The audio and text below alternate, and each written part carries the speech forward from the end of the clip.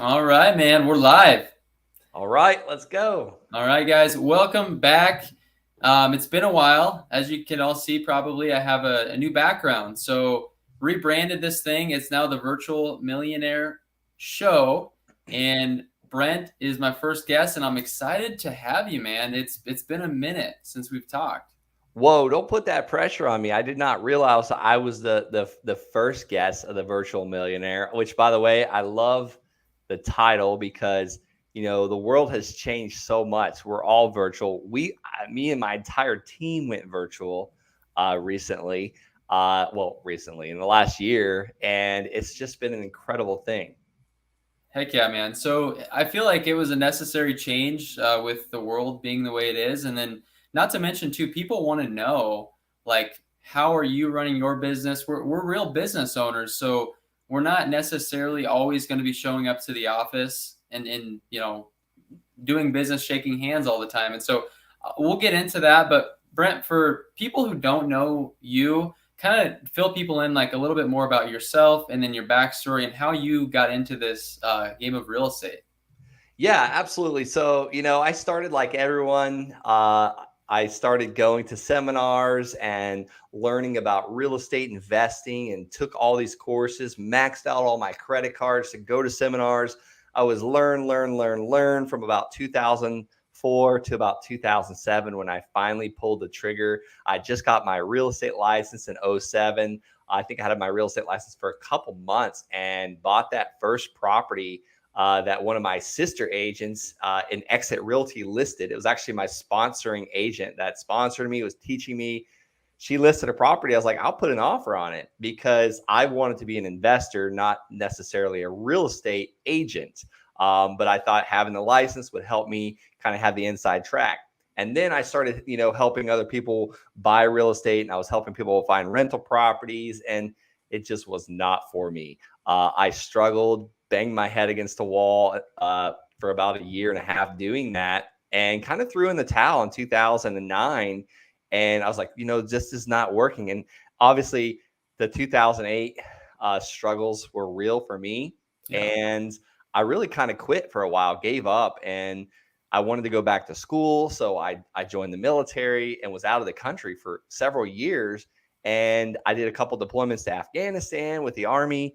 And basically, the Army pulls me out of my second tour of Afghanistan in 2013 to send me to school to my dream. That's what I wanted to do, was go to school and eventually be an Army officer.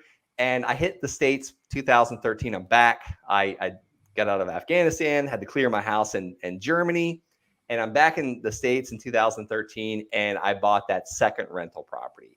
And then the third rental property a few months after that.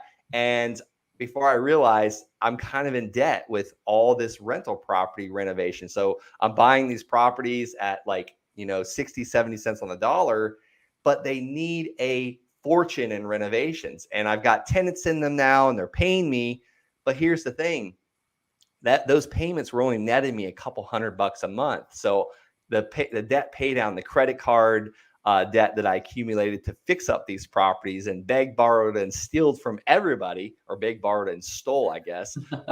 It even involved my great grandmother, to where I was borrowing money to be able to fix these properties up. And I was like, I just kind of had an epiphany. I was like, this is the slowest way to wealth I've ever seen. Like, I'm using all my Army income to buy real estate. This is not for me once again. So I started wholesaling houses, and I'm making good money doing that. But it was at the same time I was ramping up to be an Army officer, and I'm working like 12, 13-hour days for the military. And then I stumbled on like the holy grail of making money in real estate the passive way, to where I didn't have to go and see buyers and sellers as much. And I started, buying land at crazy discounts and seller financing it, and then ultimately replaced my income with the military. That gave me passive income and financial freedom, and eventually lifestyle design that Tim Ferriss kind of all taught us about. Implementing the 4-hour work week with virtual assistants, and got out of the military in 2018. And we've just been growing our land business ever since. And before we hit the record button, I was kind of telling you what was going on in my business. But as owners, we're always going to have a challenge, no Yeah. matter what stage of the business we're in. But that's kind of my history in a quick nutshell. Beautiful. Well, there's a lot to unpack here. And so I want to kind of backtrack a little bit. I heard you say a couple things. I heard you say real estate license. That's where you first started, right? Maybe Yeah. trying to help sell real estate. That Yeah. wasn't, you found out pretty quickly that was not for you. And then at what point in time did you decide that you wanted to get into investing? Like, was that in while you were in the military is when you started buying properties? And was that in Florida? Or where was that? Yeah, so I really wanted to. I've always wanted to be a real estate investor. I mean, since as early as I can remember, 2007, I finally pulled the trigger and bought that first rental property. And there's no better way to become a real estate investor than to just go out and buy that first property, because Right. that was an education I never could have received in a couple years of sitting in seminars, listening to these gurus teach it with the Yep. nice shiny watches, by just actually doing it. And I can't tell you how many mistakes I made, but those mistakes, I learned so much. And I didn't have the money, nor did I even know that I could go out and hire a coach at that time or work for a coach. But yeah, so answer your question, 2007, first property was in Florida. And then the next several were also in Florida until I moved to Colorado, where I was stationed at Fort Carson in Colorado Springs. And then we just started the business out there as well. Beautiful, beautiful. So throughout that journey, you realized pretty quickly that the rental properties weren't making you a millionaire overnight, right? Yeah. And so there was probably some, you said learning lessons, but there was probably a point in time where maybe when you moved to Colorado, you kind of had an epiphany, maybe a breakthrough that led you to creating success in wholesaling, but then ultimately starting your land business. And so, what was the pivotal moment? Like, where was the turning point throughout that process where obviously the School of Hard Knocks helped, but we really just catapulted you into having consistency and success? I heard you say coaching. And I know for a fact me and you met actually at Scale with Cody Halfine. And so, talk to me about the breaking point for you, the pivotal moment where you started seeing more consistency. I would say that breakthrough moment, there was a couple of them. There's so many of them, but we only have so much time to talk about these things. The breakthrough for me, the first one was, when I couldn't go out and meet sellers to talk to them about buying their house. And I was searching for answers because I knew there had to be a better way to run a real estate company while working 12, 13-hour days for the military. And a lot of times they would send me to the field, and they would take our cell phones because we were simulating battlefield operations. You don't have just the ability to use your cell phone in the mountains of Afghanistan or wherever they were going to deploy us. So I had to hire a team. I had to bring on people to help me. First pivotal moment. Second pivotal moment was, there's other things besides those stinky old dirty cat pee houses that we can also mail, aka lands. So I was searching for answers, and I heard about this guy mailing land, and I was like, no one has ever talked about land. Right. So I literally pivoted my mail overnight, and then my phone is just blowing up, and these sellers don't even care. They are pretty much giving me the price that they'll sell the land. I'm buying it over the phone, and then I'm turning around and selling it on the internet for a monthly payment. That was kind of I can't even say that word. It's such a hard word to say. But we Yeah. also pivoted with that. So a couple things that just Okay. changed the life and the evolution of my business. Okay. Yeah. So I think those are all really good points. So one thing that I talk a lot about, and I think is probably across the board of any successful person I've ever spoke to, is how important discipline is. I would imagine being in was it the military? Yeah. I would imagine that probably helped you with maybe some discipline, maybe some habits that were important to part of that success. Absolutely. And that's the thing, we're motivated, and then we implement this new habit. We're usually motivated at the time we implement that habit. And then the motivation usually goes down once we're doing that habit. But if we keep pushing through and doing that same exact habit every single day, and I'll use an example. Every day that we drop, or either me or my wife drop the children off for school every morning. And after the children go to school, my brain automatically, or my truck automatically drives me to the gym, literally. Like that is a habit that I implemented, a couple years ago. And I was thinking about it, I think yesterday morning. I did not want to go. I absolutely did not want to go lift weights. I was sore. I was tired. You name it. I had a million reasons in my head. And it was almost like an epiphany, like a light bulb went off. Thank God this is one of my habits, or I would not have went today because the motivation was out the window. And I went there, I got the workout in, I felt great afterwards, but thank God my habits allowed me to do that, to just without even thinking, just drive to the gym. And it's the same thing with our daily activities, whether we need to make 50 phone calls a day or schedule those appointments or do these podcasts. It's our habits that create the result, whatever the result we want.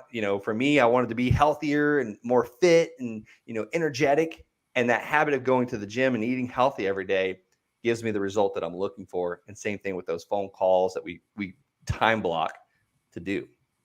So good, man. And I think a lot of people, they kind of they have good intentions, and this business is not easy necessarily. It's simple, but it's not necessarily easy. And I talk to a lot of people who want to have that consistent income, to have that passive income, and I just feel like they're this close from gold. And some people keep going. Obviously, the discipline is important. I know if I would have quit after my first deal fell through 6 months later, I wouldn't be where I am today.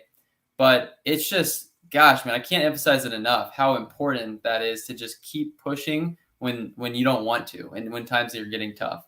We're going to shift Absolutely. gears a little bit, man. So Yeah, you're let's the do it. land guy, right? I titled this thing how to create massive passive income through investing in land. And so um, you mentioned direct mail. How are you finding these land parcels, and what does that look like for someone who may want to start investing in land themselves? Yeah, I mean, I teach a very simple strategy. I started a group called the Land Sharks. I also teach people how to do this, but it came from exactly what I do every day in my business. Another pivotal moment was I hired a marketing director to make sure that my mail for land parcels goes out every single week, whether I'm on vacation or was deployed in the army, which I no longer have to do that because I'm now out of the military. But just getting that mail out the door every single week for land parcels in my business, like others listening to this might be in the house business. You've just got to make sure that you get your message in front of people you want to do business with every single day, whether it be houses or land or apartments or mobile home parks. You want to get your message, and my message goes through the mail. I send something called land offer letters, or LOLs, because every time we get one signed and sent back to us, whether they fax it or email it to us or snail mail it back to us, we know that we just got an asset under contract at less than 50 cents on the dollar. So that's how my system's set up. I look up areas where land is selling. There's actually demand for it. And then I figure out what that demand is. I figure out what the buyers can pay for it. And then I make sure that my offer is a little lower than that so I can build in profit for every single one of those. And we have a couple methods. We'll either flip it, or we'll wholesale it by assigning the contract to a builder or a developer and making a quick spread, a quick chunk of money, or we'll buy it at such a massive discount with our cash or our partner's cash or our lender's cash, and then seller finances someone and allow them to make payments for however long they need to make payments on it. And it just allows us to sell it way easier. And that's where the passive income comes from. That's beautiful, man. When I first heard you talk about this, my mind was just kind of blown because I'm thinking to myself, land, right? There's nothing there. It's just the land. It seems like a lot less headaches to deal with than maybe your $200 a month of cash flow when you were doing the single family houses. And so I would imagine by now it's probably pretty turnkey, right? Like there's really not a whole lot you have to do besides the fact of getting the marketing out, right? Which is scary for some people because they don't know if anybody's going to call back. But for you, you found a good formula to where you get your phones blowing up, you get their attention. Yeah, let's talk about that. That is very scary. I notice a lot of people just starting out, like they maybe mail, 5, 6, 7, 800 letters, and they've got money invested in this, and it's 30 days have went by and that phone hasn't rang, we have to know that there is, there's a lag effect type thing. I Yeah. can't just send something today and make a paycheck tomorrow. We got to keep that machine going. It's almost like priming the pump. You got to get all that air out of the line and the water going through. And once that water goes through, it never stops unless you turn the switch off. And for us, that's our deal flow. As the deals come in, we cannot stop our marketing, our message going out to these sellers because we're so busy working on this one project. That was a huge problem for me in the beginning. I would send all this mail and then I get so busy like trying to get all these deals to close, and then we have title issues and you name it, it's like going an uphill battle, and then we wouldn't send mail out for a few weeks until we got all those deals closed.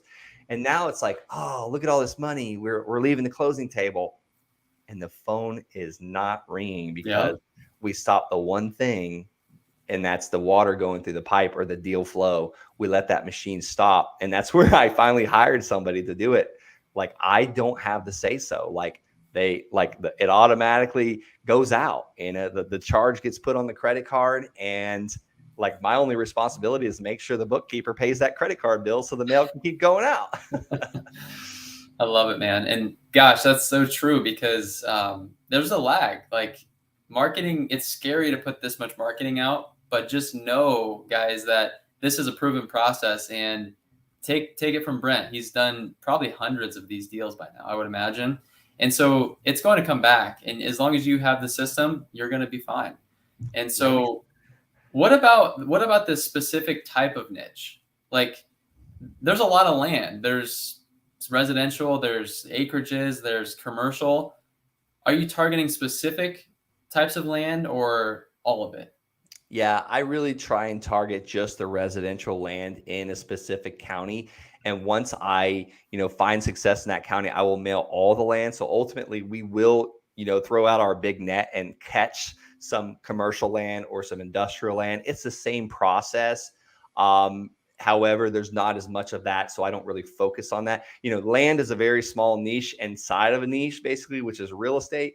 So I go after the bigger amounts, which is residential. I don't specifically go for commercial or an industrial piece of land, but we will take them at the right price. But we generally, try and have our ducks in a row. What do I mean by that is we try and make sure we have the buyer lined up because we don't want to get stuck with a piece of land that we don't know anything about, or we can't wholesale it or sell it. Yeah, and I think that's a perfect point to lead into my next conversation here. Is we just bought a piece of land by a creek out in the middle of western Nebraska, and we bought it for so cheap that we didn't really do a whole lot of homework on it. And it's a unique piece of 3 acres by like a creek. We found out it doesn't have access though, like drive-in access, so it's kind of been a little bit of a challenge for us. I would imagine, just like houses, you're doing as much due diligence as you can so you don't get stuck with a piece of land like that that may be more of a problem. And what are some things that you're looking for in that? Yeah, I want to make sure, like, when we get a land seller that signs our land offer letter back, or maybe they answered us on one of our postcards, before we actually take ownership of it or buy it or get it under, well, we'll get it under contract first, because we're not going to do a lot of due diligence unless we have a guaranteed property we can buy at a discount and make profit on it. And then we kind of go through our 16-item due diligence process, like, hey, are there roads going to it? Is there legal ingress and egress? If not, is that creek or that stream or that river navigable? Like, can they get to it by boat? Because we want to make sure people can get to and from legally for it. Now, have I Sure. bought land that didn't have access to it? Absolutely. But it's been for very, very low prices. And we have to factor in that an attorney or an access attorney, a real estate attorney, is going to have to get legal ingress and egress. How big is it? Can we put a septic system on it? Or is there sewer and electric and water at the lot line? Those are no-brainer lots. We call those infill or buildable lots. Okay. Gotcha. So when it comes to actually having conversations with these people, who are you finding is like your target demographic, your avatar? Is it all across the board, or are there more common people, motivation wise, who are selling these to you at such low prices? Yeah, I'll tell you, it has a wide range. My first piece of land ever was a retired CPA that sold the land to me for $285. The land was not buildable. It's actually two lots, beautiful area, looking at the Pike National Forest. And he had been paying the taxes for years on it. And finally, he's just like, I'm tired of this and stop paying the taxes. And this guy was like not below the poverty line. He was pretty well off. He had just traded this land years prior for tax work that he did. The second seller, this lady, her husband was a stockbroker in Denver, and he would buy land on the side. I'd say the third person I bought land from was actually a bank that just they took the land back. They had so much into it, and they were willing to let it go just to recapture those funds. And then you find the people that they inherit the land, brother, mother, sister, like they get it from the grandfather or the father, and they just don't have an emotional attachment whatsoever. And that's the best thing about land. It's not like houses. It's not something that, the sweet little lady raised her 4 children and then her grandchildren in this house, and they replaced the carpet once and painted it once, and now they want $1 million for it. Yeah, and that makes perfect sense, and that's really funny because um, I'm sure you get calls from these offers you're sending where people are just livid that you sent them, something about it, and we get it all the time. And I got one good that recently happened. Is I'm on television all over the state, and somebody called and complained about my commercial. But in regards to those type of situations, like, do you just basically brush it off, or like how do you handle those conversations? And have you had success when somebody does call in to complain and they flip that back onto making a deal with them? Yeah, we've had so many people. I'm pretty convinced that I can send out letters with $100 bills in the envelope, and I would still find someone that's angry. There's nothing I can do about that. However, we do our best to try and turn those people into a positive. We obviously apologize for ruining their day for sending them that letter. Yeah. But is there an offer they would consider, or do they have a price in mind that they'd like to sell that land for? Do they have any other properties available for sale? Because sometimes, like, our offer might be too low. And I kid you not, I've actually, when I used to have cold callers, and I used to cold call as well, I've literally offered more. And then the seller came down and said, hey, actually, here's what I would like to have. And that seller that did that to me, and this has happened more than once, by the way, that seller that did that to me, he was angry at first. He was angry, like I interrupted his day and I'm calling him. And some people, you just catch them at the wrong time.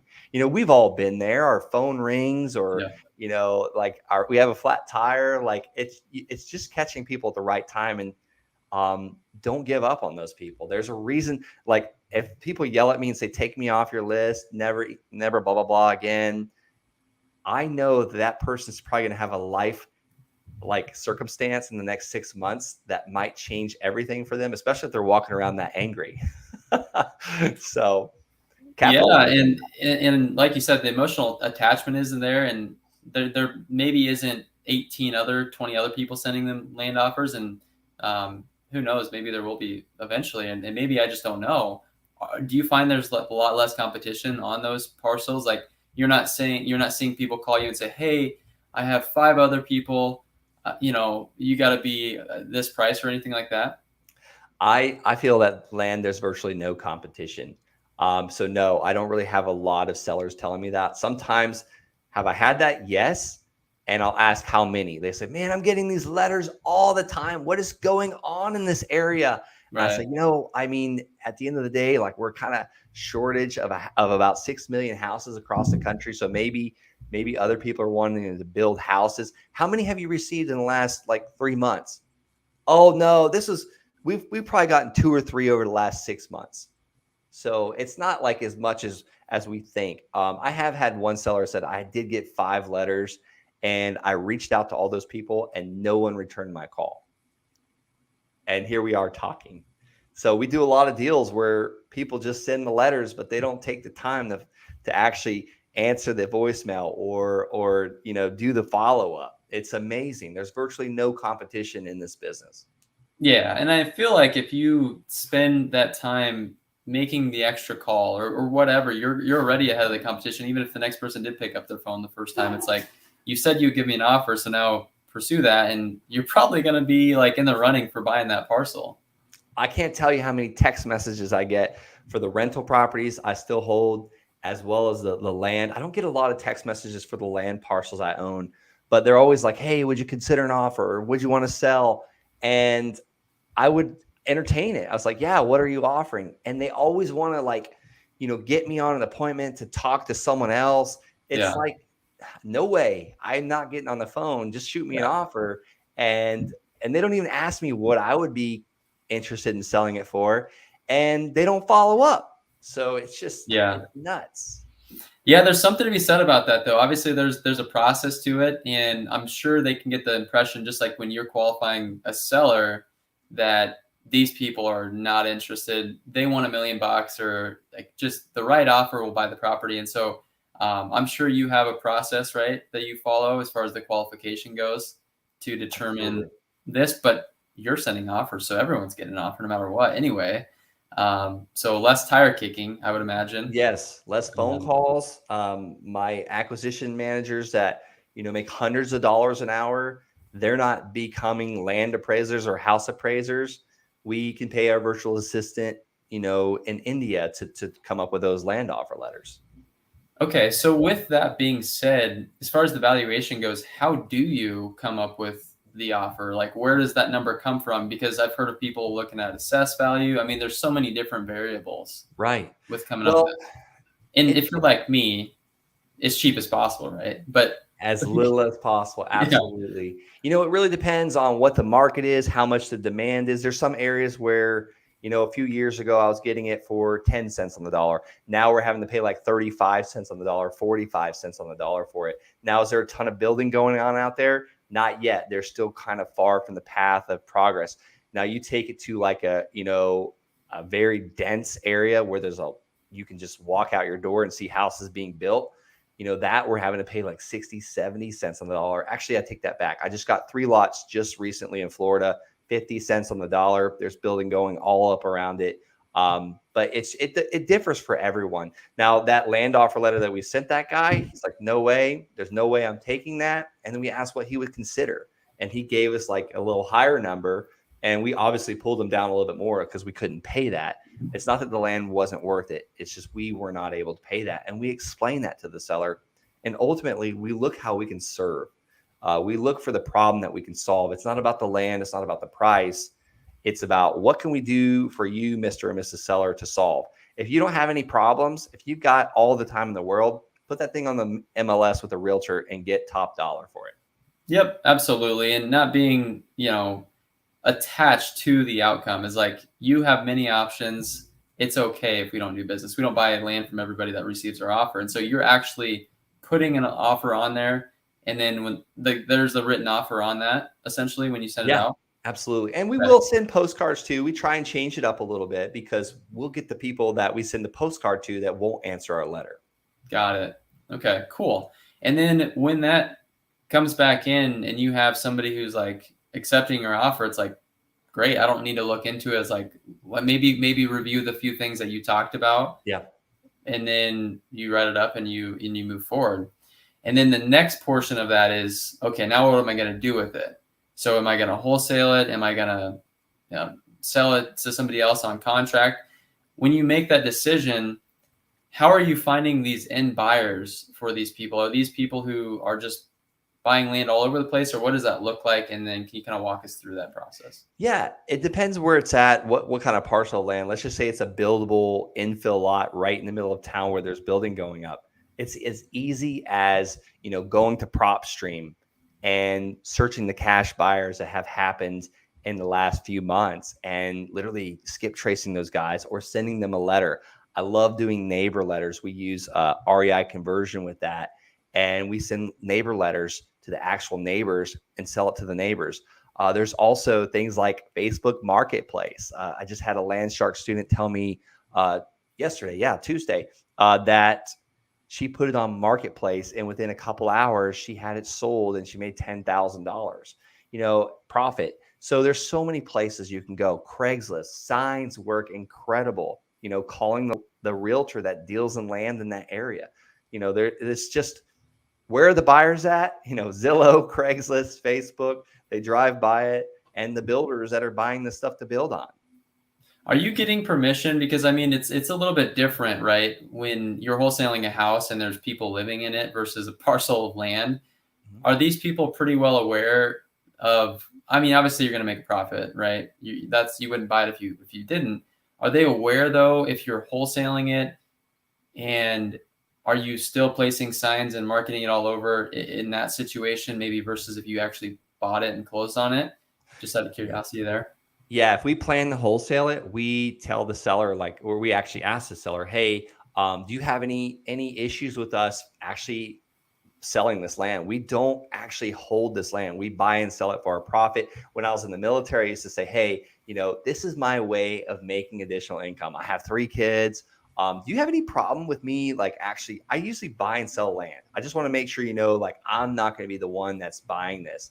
And if you tell them your intentions, they are on your side. You pull them to your side of the table. It's kind of like that example. And we might have gotten this both from, you might have heard this. I Yeah. don't know if it's Cody Hoffine that said this, but it's like the doctor that walks in and says, hey, I'm going to give you this little shot. I'm going to clean your arm. It's going to be a little small needle. You won't really feel the prick. And it's all said and done. And then they do it and it's not so bad. But if that doctor walks in and stabs you right in the arm, you're going to punch him right in the face, right? Or her Right. right in the face. Right. So that's why we kind of educate our sellers a little bit. Now, we don't tell them the whole process, because then we confuse and lose Yeah. them, and they're not going to make a decision. So yeah, I think I've had one seller say, no, you absolutely cannot do that. And we just bought the land. Yep. Yep. No, I think that's great. And open and honest communication. I heard you say you're setting the stage, you're setting the expectations. That way, these people aren't caught off guard if they see their house flying around on Facebook Marketplace and they wanted a private sale, which is why they sold to you in the first place, right? We learned that the hard way, man. We Yep. did, unfortunately. Yes, I would agree. Been there, done that. Okay. So, gosh, man, I have so many questions. By the way, guys, if you're watching this live, make sure to comment where you're tuning in from and be thinking of questions for Brent, because I think we have maybe 10 or so minutes. So I want to make sure we can get as many questions as we can and we respect his time. And so just be thinking of that. I have a few more questions in the meantime, though. So let's say you bought this parcel, you own it, and you're sitting here in Colorado, maybe this is in Florida, and all of a sudden you get a phone call from the city and they're like, hey, somebody has hundreds of tires on their lot. They just dumped everything here. What do you do in that situation? Has that happened And before? yes, it actually did. I think I numbered 380 parcels of land so far. And oh man, this sweet lady bought this land from us, and my land sales specialist actually sold it to her. And she texts me, this is my land sales specialist, she says, hey, can you help us? Can you bring your truck? She's actually moving out of her apartment. And I show up with my truck, and I'm like, carried this huge refrigerator down the stairs. I think I cut my hand wide open. I needed stitches, honestly. So I'm like, just going the extra mile. And we moved her stuff into a storage shed. And like a week and a half later, it's a metropolitan district that we sold this land into. A week and a half later, I get a call, or Lorena did. She got a call from the Metro District, and they said that they have moved in to this land and they cannot camp there. They had their tent and literally that refrigerator that I carried, all this stuff on the land. And we had to notify that buyer and look, you can't actually live there. That's not legal. They don't allow it. You have to build a house. So we had her move all the stuff off, and she wanted a refund from her down payment and her doc fee and all that stuff. And we ended up giving it to her. But I was like, look, you're not going to get a penny unless the land is exactly how you found it. And sure enough, she cleaned it all back off. But yeah, that was one case, and I just couldn't believe it. She's like, "Well, you said I could use it." Yes, you can use it, but you can't like move all your stuff on it. Like they were totally just gonna, set up a gypsy camp there. You can't even make this stuff up, man. I mean, I figured that was something that has happened before. Yeah. And I didn't expect it to be the buyer, like out of all places. Yeah. I was Yeah. expecting a different scenario. I didn't expect it either. And that's so funny. I don't think I've told really anybody that story really. It's a question that's kind of unique, right? There's always the what ifs, and that's that the dumping thing is something that you got to think about, or just the living there without We sold permission. we've sold land that people dump trash on, and we actually the buyer didn't care because they were getting such a great deal. We were seller financing it, and I think I figured out it would cost like $1,000 to clean it all up, which that was a way high price, and we just took it off the purchase price. Yep, got to just fudge that in, right? Just like you would if tenants and toilets. So Yeah. except for less to worry about typically, I would imagine. Yeah, and they cleaned it all up. It turned out to be a great deal, great lot. And us as real estate investors, it probably wouldn't have gotten cleaned up if we didn't buy that lot and sell it to somebody else that was willing to clean it. Got it. So James from Omaha, James Watson asked a question here. He's wondering, how did you learn land valuation, land potential when starting? And then he commented he has an opportunity in 15 acres with a house, and he's having trouble figuring out acreage value versus the development value. Yeah. Yeah, James. So here's how I learned it. I went on places like Zillow and Redfin and landwatch.com. I saw what this stuff was selling for. Say, for instance, that 15 acres. I would not go after the development value because then you have to figure out, okay, is a house going to be on 15 acres? If that's what's going on in that area, see what the houses on 15 acres are selling for in that area. That's the way to figure out the development value. And then for the land value, you want to compare apples to apples. So you want to look at other 15-acre parcels that are selling in that area within like a mile or so within the last, let's just say 6 months. And look on Redfin and Zillow and LandWatch. LandWatch doesn't really show you the solds. However, it does show you what other people are asking for that land. So that's really how I figured it out then, and that's still how I figured it out. And if you want to go the next step, call a local land specialist realtor. How do you find those people? See who's actually listing and selling all the land on the MLS or, Zillow or Redfin. And realtor.com is another good place that people are having success doing it. Yeah, and it always makes sense to do the little extra due diligence because James mentioned he's a house guy. He's a home buyer. I'm a home buyer. And so us home buyers who aren't specializing in land may see this opportunity and just completely overlook it.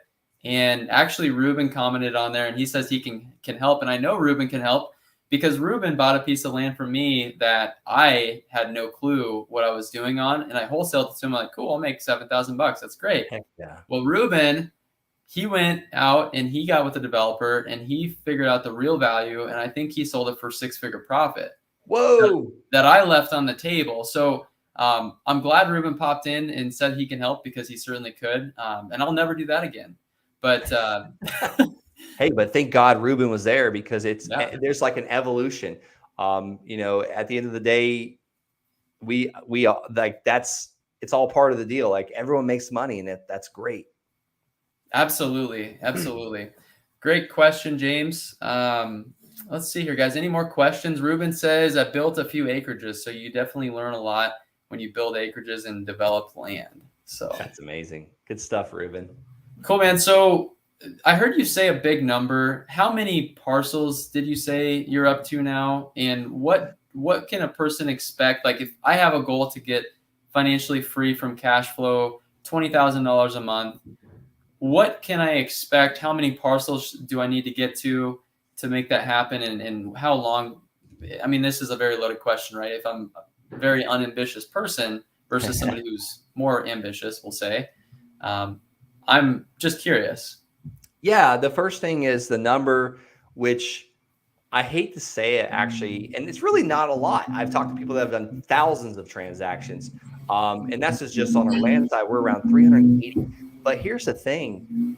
You could do one land deal and make several $100,000. Yeah. You don't have to do 380, or you could just do enough to make that extra couple $100 a month. You said $20,000 a month. That's where you want to be. Um, Correct. our average land note, and we got around 116, 117 of those right now coming in, basically where people are paying us for land that we have sold them.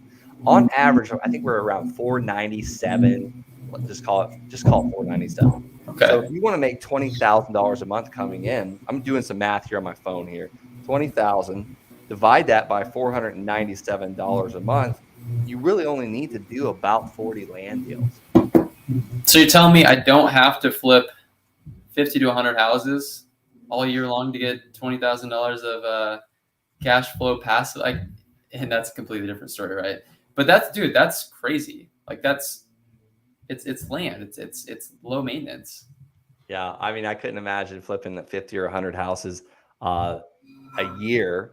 I think the most I ever flipped at one time was 9, and I thought we were gonna like just go bankrupt because it literally like sucks you dry. Yeah. And then you got all these problems. We literally have, just the building department has stopped work on my projects before. It's like, Yeah. I feel like if I can make a mistake in flipping a house, we always make it. There's a lot that goes into it, and we're not flipping that many houses a year. The actual construction piece, it's the wholesaling. So you're signing these contracts, so you can do a lot more volume, a lot less stress that way. But I like the idea of $500 a month from each note, flipping land. Like this is flipping awesome, man. And think about it. It's like I try and show this strategy to so many people. I love 30-year mortgages. I love selling our larger parcels of land on 30-year mortgages. And a lot of people think I'm crazy, like, whoa, 30 years, that's so long. I'm not even going to live that long. But if you think about it, if you look at a 30-year mortgage, and if you look at the amortization schedule, how it works out, if you look at a $200,000 mortgage at 6% interest, if that person never misses a payment and never refinances for that 30 years, they're going to pay well over $400,000+ for that mortgage. So you are giving yourself almost a life, like for 30 years of a payment, plus you're collecting so much more than what the land is worth. It's basically like you're renting it out. And that the first 7 years is pretty much all interest. Yeah, man. I mean, that's like you're a lender on top of you're selling land for the profit you're going to make. But why do you think all the banks are the most beautiful buildings on the street? Is because that's who's making all the money. And so you're being the bank, in a lot of these situations, holding these notes, which is absolutely incredible. Cool, man. Well, anybody else have any questions here for Brent while we have him? Make sure to drop it in the comments if you do. Let's see here. I always ask everyone a few questions at the end here. So as far as books go, because I'm a big reader, I think reading is important. Were there any books that you would recommend that were like very powerful for you on your journey? You know what? So many. I am a huge reader as well. I mean, I already talked about the 4-hour work week. Another good one for me was The Wealthy Gardener. He just broke it down in such a beautiful story. How he just acquired real estate over the years. So there's two good books. I think the 4-hour work week was huge for me because I'm really good at doing what I do best and finding other people to help me out with the rest. Yeah, man. So that's key. Like we talked before you got on here. By the way, great books. I've read both of them. Oh, wow. You've read The Wealthy Gardener. No, so I many have. people have never heard of it. I have it on Audible actually. So yeah, listen to that one, and yeah, great book. The thing you said about team, like you can't do all this yourself. You don't have to be the expert at the market. You don't have to be the expert at this. I think starting out, you do have to kind of wear multiple hats. But how important has that been for you is to just delegate that out, a lot of the stuff. Obviously, you're the business owner, but how crucial has that been? I mean, it's literally the reason why I'm still in business because I get bored of things very, very quickly.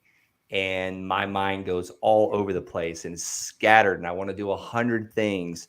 Um, Entrepreneurs, visionaries, business people, most of us are all like that. And we call it shiny object syndrome. Well, it's because we see opportunity in everything. So we have to have our team kind of keep, being the steady Eddie, getting the work done every single day, answering the phone calls, paying the bills, keeping the books. Like, I had a 75-year-old, very successful real estate investor tell me, like, he still runs his QuickBooks. He inputs everything. He does all of his accounting. And I was like, I think that's a thing of the past. However, he's done very well with it. And I tried. I thought I was like, what's wrong with me? I really need to get good at these little minute details. Well, I pay a bookkeeper a very handsome monthly salary for that. Yeah. And I don't have to worry about it. Yeah, man. So I think that's key. And for me, like, I think if you got to be working in your unique ability. I love marketing.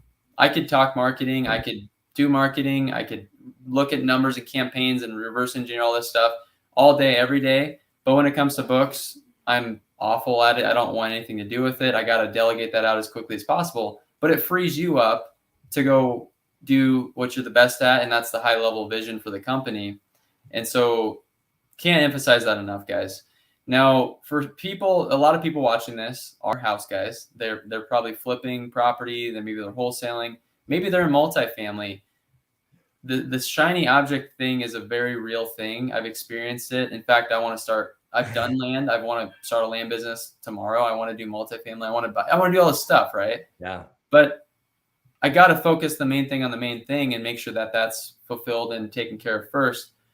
At what point in time would you say, yeah, you this is good, this is your main moneymaker, go ahead and start your land business? At what point in time, and how would you speak to somebody like that? That was one thing with me. I struggled for many years because we were just getting good at the wholesaling and the house flipping when I started the land business.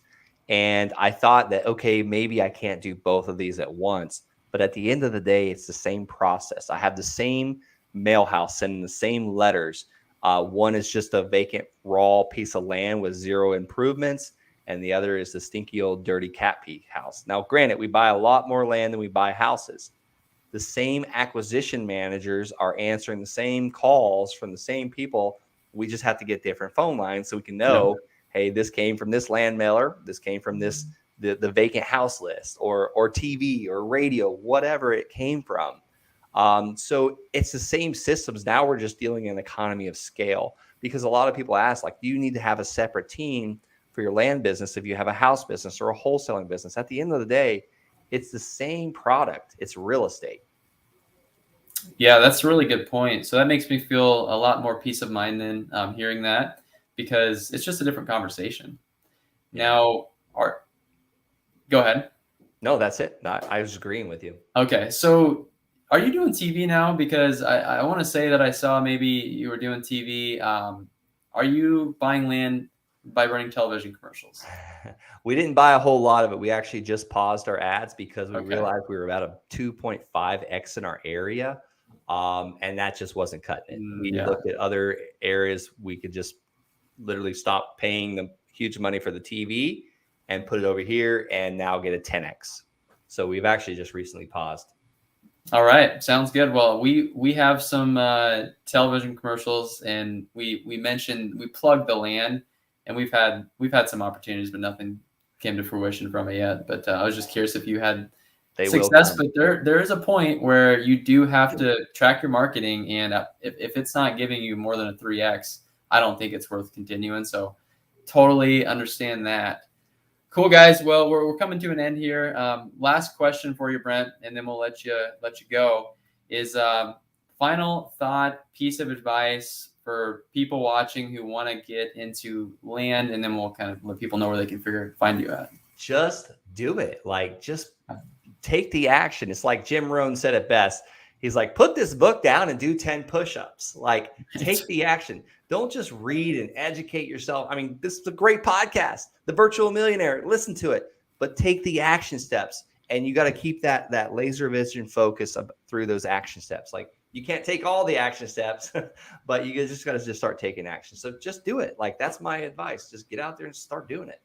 Dude, I love it. This has been awesome, man. I really appreciate it. Guys, if you got value from today's show, please share it. Please tell your friends about it. Go follow Brent and start buying some land. Brent, how can people learn more about you? Where can they find you? Go to my YouTube channel. Search Brent Bowers on YouTube. I'm also a Wholesaling Inc. coach. So yeah, that's how you Beautiful, find me. man. Beautiful. Well, I can't wait to catch up again down the road and tell you about how much land that I bought since then. So I can't wait. Good stuff, man. Well, thanks again, Brent. We'll catch you guys on the next one. See ya.